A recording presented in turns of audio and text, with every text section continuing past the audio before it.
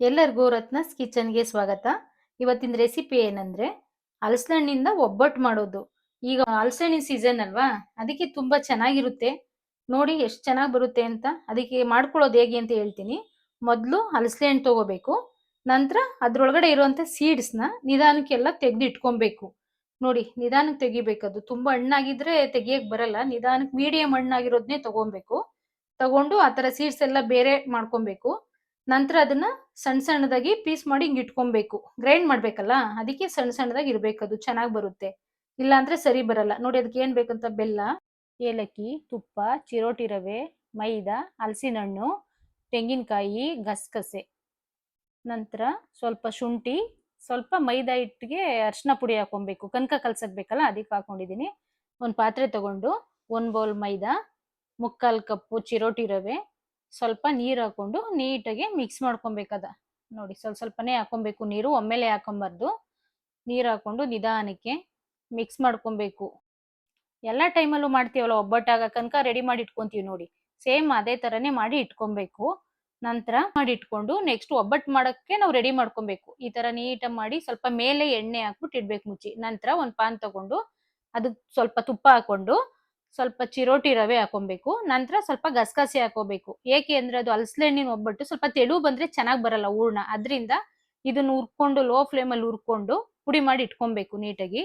ನೋಡಿ ಗಸಗಸೆ ಹಾಕೋತಾ ಇದ್ದೀನಿ. ಅದನ್ನು ನಿಧಾನಕ್ಕೆ ಮಿಕ್ಸ್ ಮಾಡಿ ಎತ್ತಿಕೋಬೇಕು. ನಂತರ ಒಂದು ಪಾನಲ್ಲಿ ತುಪ್ಪ ಹಾಕೊಂಡು ರುಬ್ಬಿಟ್ಕೊಂಡಿರೋ ತೆಂಗಿನಕಾಯಿನ ತೇವಾಂಶ ಹೋಗ್ಬೇಕು ನೋಡಿ ಆ ತರ ಎಲ್ಲ ಹುರ್ಕೋಬೇಕು ನಿಧಾನಕ್ಕೆ.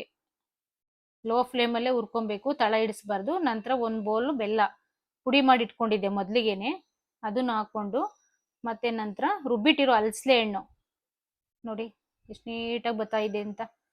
ಲೋ ಫ್ಲೇಮಲ್ಲೇ ಮಿಕ್ಸ್ ಮಾಡ್ಕೊಬೇಕು. ಹೈ ಫ್ಲೇಮ್ ಕೊಡಂಗಿಲ್ಲ, ತಳ ಕಚ್ಚುತ್ತೆ. ಮಾಡಿಕೊಂಡು ಹಣ್ಣೇನಾದ್ರೂ ಜಾಸ್ತಿ ಹಾಕೊಂಡ್ರೆ ತೆಳು ಬರುತ್ತೆ. ಅದರಿಂದ ನಾವು ಸ್ವಲ್ಪ ಮೊದಲೇ ರುಬ್ಬಿಟ್ಕೊಂಡಿದ್ನಲ್ಲ ಗಸಗಸೆ, ಚಿರೋಟಿ ರವೆ, ಅದನ್ನು ಹಾಕೊಂಡು ಮಿಕ್ಸ್ ಮಾಡ್ಕೊಬೇಕು. ಅದನ್ನ ಹಾಕೊಂಡ್ರೆ ಮಾತ್ರ ನೀಟಾಗಿ ಉಂಡೆ ಬರುತ್ತೆ. ಇಲ್ಲ ಅಂದ್ರೆ ಸ್ವಲ್ಪ ಅಂಟಂಟ್ ತರ ಬರ್ಬೋದು. ನೋಡಿ ಉಂಡೆ ಬರಕ್ಕೆ ಯಾವ ತರ ಆಗ್ತಿದೆ ಅಂತ. ಲೋ ಫ್ಲೇಮಲ್ಲೇ ಮಾಡ್ಕೊಬೇಕು. ನಂತರ ನೋಡಿ ಉಂಡೆ ಎಷ್ಟು ಚೆನ್ನಾಗಿ ಬರುತ್ತೆ ಅಂತ. ಕೈ ಕಚ್ಚಬಾರ್ದು, ಅದು ಅಂಟೆ ಬರಬಾರ್ದು. ನೋಡಿ ಎಷ್ಟು ಚೆನ್ನಾಗಿ ಬರ್ತಿದೆ ಅಂತ. ಈ ತರ ಉಂಡೆ ಬರಬೇಕು. ಉಂಡೆ ಬಂದ್ರೇನೆ ಚೆನ್ನಾಗಿ ಒಬ್ಬಟ್ಟು ಬರೋದು, ಇಲ್ಲ ಅಂದ್ರೆ ಅದು ಸರಿ ಬರಲ್ಲ. ನಂತರ ಕನಕ ಫಸ್ಟೇ ರೆಡಿ ಮಾಡ್ಕೊಂಡಿದೀವಲ್ಲ ಅದನ್ನ ತಗೊಂಡು ಹೂರ್ಣ ಉಂಡೆ ಕಟ್ಕೊಂಡು ಸಣ್ಣ ಸಣ್ಣ ಮೀಡಿಯಮ್ ಆಗಿ ಉಂಡೆ ಕಟ್ಕೊಂಡು ನೋಡಿ ಎಷ್ಟು ಚೆನ್ನಾಗಿ ಬರ್ತಿದೆ. ಕನಕನೂ ಚೆನ್ನಾಗಿ ಬರ್ತಿದೆ. ಹೂರ್ಣನ ನಿಧಾನಕ್ಕೆ ಹಾಕೊಂಡು ಕವರ್ ಮಾಡ್ಕೊಬೇಕು. ಮತ್ತೆ ನೋಡಿ ಸ್ವಲ್ಪ ಕೈಗೆ ಎಣ್ಣೆ ಹಾಕೊಬೇಕು. ಎಣ್ಣೆ ಹಾಕೊಂಡು ನಿಧಾನಕ್ಕೆ ನಿಧಾನಕ್ಕೆ ಈ ತರ ಉಂಡೆ ಮಾಡ್ಕೊಬೇಕು. ಇದನ್ನ ತಟ್ಟಕ್ಕೆ ದಿನಸಿ ಅಂಗಡಿಲಿ ಪೇಪರ್ ನೋಡಿ ಈ ತರ ಪೇಪರ್ ಸಿಗುತ್ತೆ, ಚೆನ್ನಾಗಿರುತ್ತೆ. ಬೇರೆ ಎಲ್ಲ ಚೆನ್ನಾಗಿ ಬರಲ್ಲ. ಬ್ರಷಿಂಗ್ ಮಿಷಿನ್ ಅಲ್ಲೂ ಮಾಡ್ಬೋದು, ಆದ್ರೆ ಫಿನಿಶಿಂಗ್ ಚೆನ್ನಾಗಿ ಬರಲ್ಲ. ಇದ್ರಲ್ಲಾದ್ರೆ ನೀಟಾಗಿ ಗೊತ್ತಾಗುತ್ತೆ. ನೋಡಿ ಎಷ್ಟು ಚೆನ್ನಾಗಿ ಬರುತ್ತೆ, ಗೊತ್ತಾಗುತ್ತೆ ಅದು ಫುಲ್ ಎಷ್ಟು ರೌಂಡ್ ಬರುತ್ತೆ ಅಂತ. ಹೂರ್ಣ ಕನಕ ನೀಟಾಗಿ ಹೊಂದ್ಕೊಳ್ಳೋ ತನಕ ನೀಟಾಗಿ ಹಂಗೆ ಒತ್ಕೊಂತಾ ಇರ್ಬೇಕು. ನೋಡಿ ಆ ಪೇಪರ್ ನಿಧಾನಕ್ಕೆ ತೆಗಿಬೇಕು. ಎಣ್ಣೆ ಹಾಕೊಂಡು ಮಾಡಿರ್ತೀವಲ್ಲ ಚೆನ್ನಾಗಿ ಬರುತ್ತೆ. ನೋಡಿ ಎಷ್ಟು ಚೆನ್ನಾಗಿ ಬಂದಿದೆ. ಅದನ್ನ ನಿಧಾನಕ್ಕೆ ತಗೊಂಡು ತವ ಇಟ್ಕೊಂಡಿದ್ದೀನಿ ಬಿಸಿಗೆ ಸ್ವಲ್ಪ. ನೋಡಿ ಆ ಥರ ಹಾಕೊಬೇಕು, ನಿಧಾನಕ್ಕೆ ಹಾಕೊಬೇಕು. ಲೋ ಫ್ಲೇಮಲ್ಲಿ ಬೇಯಿಸ್ಬೇಕು. ತುಂಬ ಹೈ ಫ್ಲೇಮ್ ಕೊಟ್ರೆ ಏನಾಗುತ್ತೆ, ಬೆಲ್ಲ ಮತ್ತೆ ಇದೆಲ್ಲ ಹಾಕಿರೋದ್ರಿಂದ ತಳ ಹಿಡಿಯುತ್ತೆ. ಲೋ ಫ್ಲೇಮಲ್ಲೇ ಸ್ವಲ್ಪ ತುಪ್ಪ ಸವರ್ಕೋಬೇಕು. ಎಣ್ಣೆ ಆದ್ರೂ ಹಾಕೋಬಹುದು, ತುಪ್ಪ ಆದ್ರೂ ಹಾಕೋಬಹುದು. ಆದ್ರೆ ಟೇಸ್ಟ್ ಚೆನ್ನಾಗಿರುತ್ತೆ ಅಂತ ಮೊದಲೇ ಎಣ್ಣೆ ಹಾಕೊಂಡು ಕನಕ ಎಲ್ಲ ರೆಡಿ ಮಾಡಿರೋದ್ರಿಂದ ಈಗ ಸ್ವಲ್ಪ ಲೈಟಾಗಿ ತುಪ್ಪ ಹಚ್ಕೋತಾ ಇದ್ದೀನಿ. ನೋಡಿ ಎಷ್ಟು ಚೆನ್ನಾಗಿ ಮತ್ತೆ ಅದನ್ನ ಹಂಗೇನೆ ನಿಧಾನಕ್ಕೆ ಲೋ ಫ್ಲೇಮಲ್ಲಿ ಬೆಂದಿರುತ್ತೆ. ಮತ್ತೆ ಅದನ್ನು ಉಲ್ಟಾ ಮಾಡ್ಕೊಬೇಕು ಮಾಡಿ ಮತ್ತೆ ಅದಕ್ಕೂ ಹಂಗೇನೆ ತುಪ್ಪ ಹಾಕೊಬೇಕು. ನೋಡಿ ಲೈಟಾಗಿ ಹಾಕೋಬೇಕು, ಸೀಸ್ಬಾರ್ದು. ಹೈ ಫ್ಲೇಮ್ ಕೊಟ್ರೆ ಸೀದೋಗುತ್ತೆ.